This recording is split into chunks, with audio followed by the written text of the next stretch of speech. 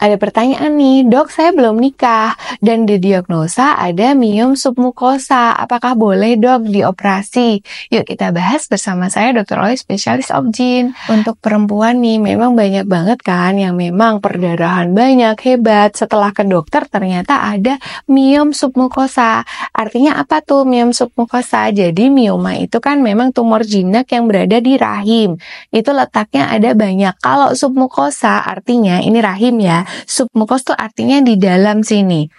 Ya, di bawah mukosanya. Kalau intramural artinya miomnya ini berada di dinding rahim uterusnya ya. Kalau subserosal artinya di bawah serosa, jadi berada di area luar sini.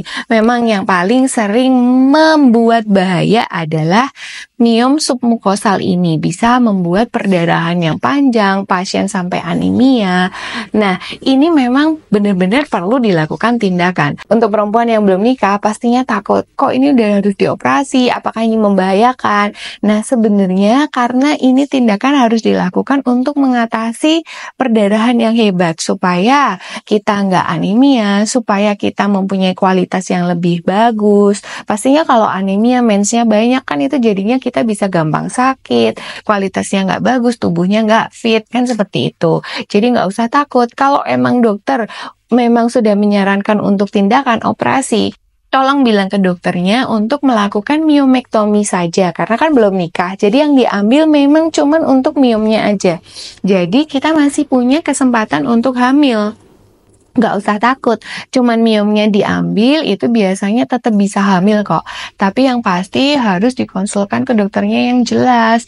Bagaimana tindakannya, apa yang diambil, apakah mengambilnya melalui vagina atau mengambilnya melalui laparotomi.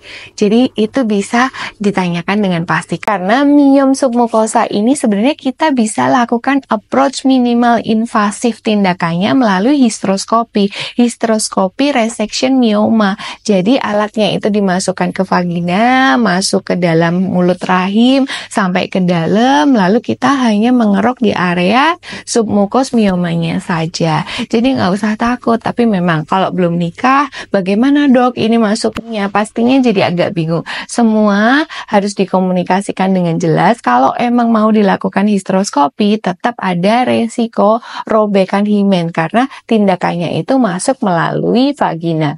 Nah, apabila dilakukan miomektomi melalui insisi di perut, juga kita harus perhatikan karena letaknya di dalam, pasti sang dokter akan melukai area rahim. Rahimnya itu harus dilukai, dibuka, diambil miomnya yang di dalam, lalu dijahit lagi lapis demi lapis. Jadi ketika moms nanti sudah menikah dan hamil, buat yang sudah melakukan miomektomi ini harus diinformasikan ke dokternya. Karena kadang-kadang bisa terjadi robekan rahim saat hamil. Jadi kan itu bahaya banget. Jadi pada prinsipnya, meskipun belum nikah, kalau emang itu udah indikasi dan memang yang terbaik itu tetap boleh dilakukan. Tapi ketika memang bisa ditunda, nggak apa-apa, itu boleh ditunda. Kita hanya berikan obat-obatan. Lalu selanjutnya setelah menikah, moms bisa berkomunikasi dengan pasangan untuk menentukan langkah yang terbaik berikutnya. Jadi nggak usah takut, yang penting kita selalu konsultasi yang bagus dengan dokternya sehingga kita bisa mempunyai solusi yang terbaik. Sehat reproduksi bersama saya Dr. Olive. Jangan lupa subscribe and share. Bye-bye. See you.